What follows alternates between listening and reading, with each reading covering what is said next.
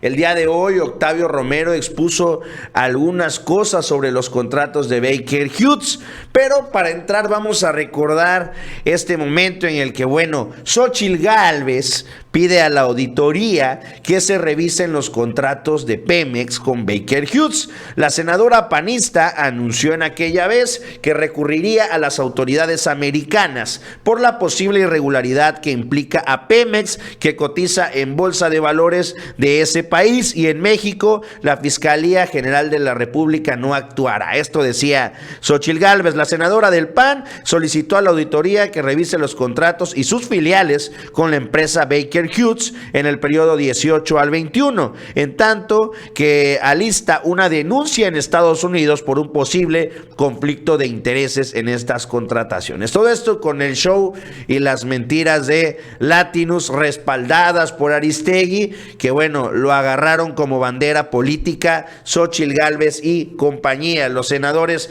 panistas. Vamos a ver lo que dijo en aquel momento Xóchitl Gálvez. Estoy convencida que en México nunca se va a investigar el conflicto de interés de la casa que habitó el hijo del presidente de una empresa contratista en Pemex, Baker Hughes. Por eso he tomado la decisión de presentar una denuncia en la SEC, Security Exchange Commission, para que investiguen si la empresa incurrió en conflicto de interés, ya que se podría catalogar como un soborno. Vamos a buscar a esta institución en Estados Unidos para que sí pase algo. Pues ahí está lo que decía Xóchitl la semana pasada.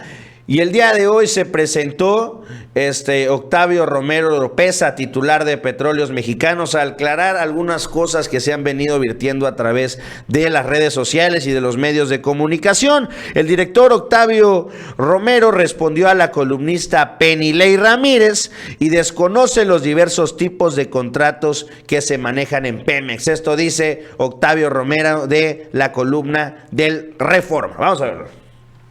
En el caso de la columnista del diario Reforma, Penilei Ramírez, se observa que desconoce los diversos tipos de contratos que se manejan en Pemex. Esto se observa cuando ella afirma que a la empresa Baker se le dieron ampliaciones a contratos por más de $100 millones, debido a que ignora que no se trata de ampliaciones, sino de órdenes de servicio previstos en los acuerdos referenciales y que están permitidos por la ley. Esa es la razón por la cual la Auditoría Superior de la Federación no cuestionó por qué se había hecho esta supuesta ampliación, como lo señala la propia periodista. Y esto es así, porque la auditoría, a diferencia de ella, sí conoce los esquemas de contratación que se aplican en Pemex y que en este caso no corresponden a una ampliación, sino a órdenes de servicio. Vale la pena precisar que es una orden, es un contrato referencial. Un contrato referencial es el que tiene como finalidad proveer bienes y servicios a Pemex durante al menos 5 años. Durante este tiempo, por medio de solicitudes de órdenes de trabajo, pueden adicionarse montos a los contratos marco en función de las necesidades de los proyectos. Estos requerimientos no son discrecionales, sino que se basan en un catálogo de precios preestablecidos. Por ejemplo, veamos en la siguiente gráfica el contrato en cuestión, el de Baker Hughes. La siguiente, aquí está. Pues ahí está Octavio Romero aclarando sobre todos los diferentes contratos que existen dentro de la petrolera mexicana. También habló sobre mexicanos contra la corrupción. Aseveró, mienten. El director de Pemex destaca que Baker Hughes tuvo sus mejores contratos con Felipe Calderón y Enrique Peña Nieto y que el 2019 fue por una licitación pública y no asignación directa. Demuestra que fue la mejor oferta. Vamos a ver. Las administraciones de los expresidentes Felipe Calderón y Enrique Peña Nieto, como se puede ver en la siguiente gráfica. Aquí están el histórico de contratos de Pemex con Baker Hughes, 2008, 458 millones de dólares, 2012, 409, 2014, 524.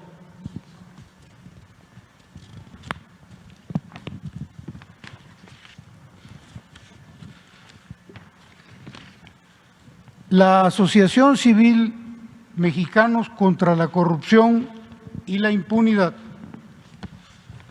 miente cuando afirma que en agosto de 2019 se le otorgó a la empresa Baker una asignación directa por 89 millones de dólares. Lo cierto es que se trató de una licitación pública en donde participaron 6 empresas, de las cuales 2 presentaron una oferta para proveer dichos bienes. En este caso se trataba de bombas electrocentrífugas. Como se puede observar en la siguiente lámina, en la carátula del fallo de la licitación, la empresa Baker Hughes ganó al ofertar un menor precio, 42% por debajo del precio de referencia y por ende ofrecer las mejores condiciones económicas para Pemex. En primer lugar lo sacó de las 2 empresas, de las 6 quedaron 2. El primer lugar lo sacó Baker Hughes con un porcentaje de descuento propuesto del 42%. En segundo lugar quedó la empresa Schlumberger con un porcentaje de descuento propuesto de 8%. Por eso ganó Baker. No se trató de una asignación, como dice esta asociación civil. Bueno, ahí ya explicado clarito lo que dijo el titular de Petróleos Mexicanos, que no se intente vender esta idea de que Baker Hughes ha recibido contratos por asignación directa. La realidad es que pues no está nada en contra, nadie está en contra de que se le den contratos a las empresas privadas, pues sino de que quién haría los trabajos en este país. Claro que hay empresas de Estado, pero sobre todo Pemex, que necesita también la aportación de transnacionales, pues obviamente se necesita que éstas aporten. Lo que no se puede permitir es que se sigan dando adjudicaciones directas, que se le dé el trabajo al que mayor cobra, o que creen empresas como las creaban antes, que en el que entraban 6 o 7 empresas y todas eran de una misma persona y entraron una competencia falsa en la que se le adjudicaba el contrato al mejor postor, que terminaba siendo el mismo dueño de todas las empresas. Aquí, si hay un contrato a Baker Hughes, ok, habría que analizarlo.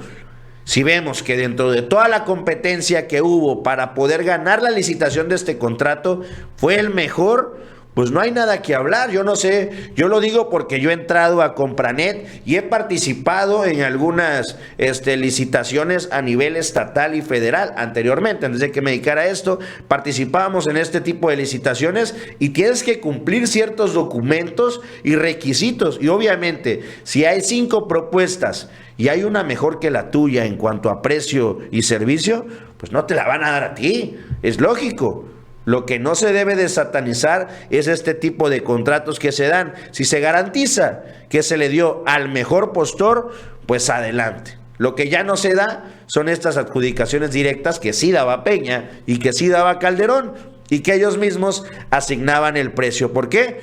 Porque sí, les daban un billete al gobierno mexicano para decir, oye, bájame esa obra de 2.500 millones, yo te voy a dar el 3%, ahí están tus 75 millones de pesos y ahí queda. Esa era la práctica, ese era el modus operandi de antes. Sobre esto el presidente también se refirió. AMLO dijo que su trabajo es enfrentar a la mafia del poder y añade esto siempre ha sido ha sido molestia para la mafia del poder. Sobre el caso de su hijo José Ramón, indica que lo atacan sin fundamento Claudio X González y sus periodistas deshonestos como Loret y Aristegui. Fundamento.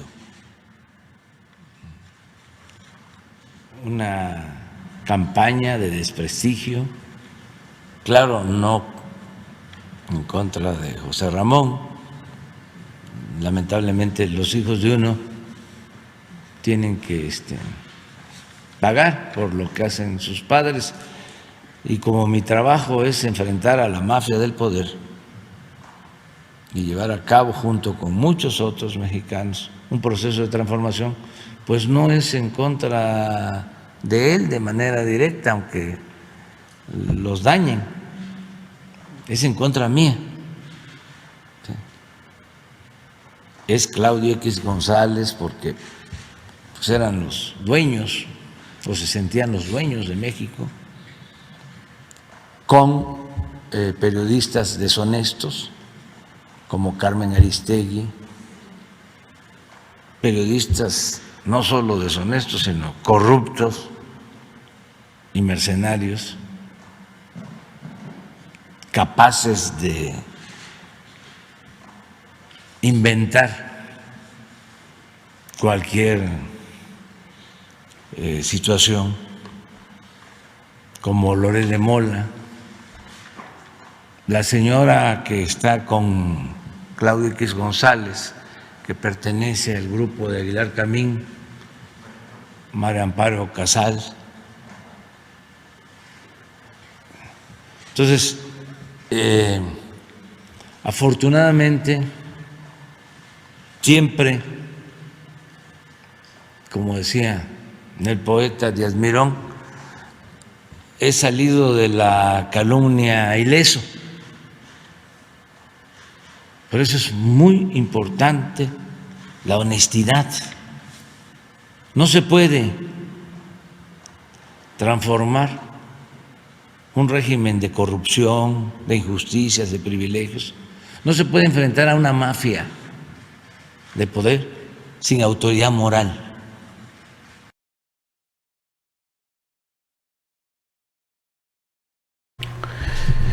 Pues ahí está, ¿no? Creo que es claro que la postura de Loret y Aristegui, ahorita vamos a entrar a la siguiente información, la postura de Loret y Aristegui es, pues, al ver que el presidente no tiene nada que ocultar, que no tiene riquezas como la tenía Peña Nieto con su Casa Blanca, que no tiene escándalos amorosos como lo tenía también Peña Nieto, escándalos de alcoholismo como los tenía Felipe Calderón, Vicente Fox también con diferentes problemas, ahí conflictos de intereses entre los hijos de Marta Sagún. Pues esto no está, hay que decirlo. Esto no existe en el gobierno de la Cuarta Transformación y le tienen que inventar calumnias ya ni siquiera al presidente, sino a los hijos del presidente. Hemos visto cómo se le fueron a la yugular a José Ramón, pero también se le fueron a Jesús Ernesto. Una semana antes de lo de la casa, la mansión de José Ramón, recordemos que salieron los videos del hijo del presidente de Jesús Ernesto, destapando una botella de Moet en un antro, donde no se veía ni la cara. Ellos decían, circula un video donde presuntamente el hijo de Obrador está gastando un dineral en una champán, cuando el niño tiene 14, 13, 12 años, no sé, es un niño. Y le siguen intentando vender estas ideas a la población. ¿Por qué? Porque claramente no tienen nada No tienen nada con qué atacar al presidente y están viendo que se les está viniendo encima y que ya viene la reforma eléctrica y que ya va a quedar la refinería de Dos Bocas y el aeropuerto internacional Felipe Ángeles y no hay argumentos para criticar al presidente. Eso es lo que está ahogando a la oposición. Vamos a ver también lo que dijo el día de hoy Ana Elizabeth García Vilchis en el quién es quién en las mentiras. Dice que ha habido poca ética periodista en la cobertura mediática del caso de José Ramón López Beltrán. Vamos a ver. Poca ética periodística. En esta sección queremos exponer la cobertura que se hizo en medios de comunicación, en portadas de periódicos, notas periodísticas, columnas, videocolumnas, cápsulas y reproducción masiva en redes sociales como Facebook, Twitter, Reels de Instagram y videos cortos en TikTok de la casa de José Ramón y Caroline en Houston. En las siguientes gráficas mostraremos la cobertura que le dieron a este reportaje medios impresos en radio y televisión, realizada por la empresa Intélite. Las notas negativas son muchas, aunque predominan aquellas neutras que solo hablaron del tema, sin comentarios negativos. Pero haciendo un trabajo para golpear sin mucho fondo, podemos considerarlas como negativas. Aquí vemos en la pantalla la primera gráfica de los medios impresos con menciones por tendencia. Por tendencia es la Casa de Houston. Por ejemplo, tenemos 12 notas del Financiero, 11 de Reforma, 11 de Ovaciones, 10 de La Jornada, 10 del Universal. Pero veamos la opinión en impresos con menciones sobre la casa de Houston. El Universal, 9 menciones. El Financiero, con 6 menciones. El Economista, con 5 menciones. Veamos la televisión. Bueno, con Ortega a las 10, 13 menciones. Y en otras noticias, 8 menciones. La Octava Noticias con 8 menciones. De 1 a 3 con Luisa Cantú, 7 menciones. Pero veamos el radio. Aristegui Noticias, 19 menciones. Noticias MBS, primera emisión, 16 veces. Y así podemos ver qué tantas menciones tuvieron. Sí, creo que es parte de lo que se comentó aquí desde que arrancó esta campaña de Latinus y de Aristegui en contra del hijo del presidente. Si algo se intentó desde un principio fue agarrar esto como bandera política de los panistas. Vimos cómo inmediatamente que iniciaron los periodos de sesiones en la Cámara de Diputados y la Cámara de Senadores, iniciaron con mamparas, con imágenes de la mansión del hijo del presidente, iniciaron, pues sí, haciendo este tipo de discursos como el que escuchamos de Xóchitl Gálvez, las columnas una y otra hablando del hijo del presidente, de la esposa del hijo del presidente, del jefe de la esposa del hijo del presidente, es decir, todo era el tema de la mansión de José Ramón. Es un montaje, creo que aquí se debe de entender y debemos ser bastante astutos de ver los montajes que está organizando Latinus con Mexicanos contra la Corrupción, porque ni siquiera se esconden. Ahí lo dice, un reportaje de Latinus y Mexicanos contra la Corrupción. ¿Qué tenemos que entender cuando dicen eso? Un reportaje de los Madrazo, Loret de Mola, Broso y Claudio X González. Ellos son la oposición en este país, por lo menos en los medios de comunicación, y Aristegui, que se sigue prestando, yo creo que no solamente porque diría por traición o porque se haya quitado la máscara, creo que también se está ahogando en las pocas visualizaciones, en la poca influencia que ha tenido desde que dejó MBS en los medios de comunicación. Aristegui, pues si bien de vez en cuando vemos su portal por ahí, la realidad es que ya no es la Aristegui del reportaje de la Casa Blanca. Eso, pues ya no hemos visto cosas de nivel periodístico como esto. Se la vive compartiendo notas, publicando imágenes, incluso hasta memes. Es decir, vino de mucho más a mucho menos e intenta, mediante estas estrategias de golpear al gobierno y de repostear a Latinus, intentar jalar un poquito de la audiencia, que hay que decirlo. Latinus sí ha logrado tener esa audiencia como el medio opositor al gobierno. Aristegui se intenta colgar un poquito de ello. ¿Por qué? Yo te lo puedo decir fácilmente: por hambre y por vistas. De eso viven los medios de comunicación como ellos. Ellos viven de ver cuántas personas interactúan en su página para ver cuánta publicidad pueden vender. Así de fácil, no hay más, no hay que buscarle el hilo negro. Aristegui lo que hace es, pues, intentar rescatar lo poquito que tenía de credibilidad, pues lo está vendiendo al servicio de el PRIAN MC RD.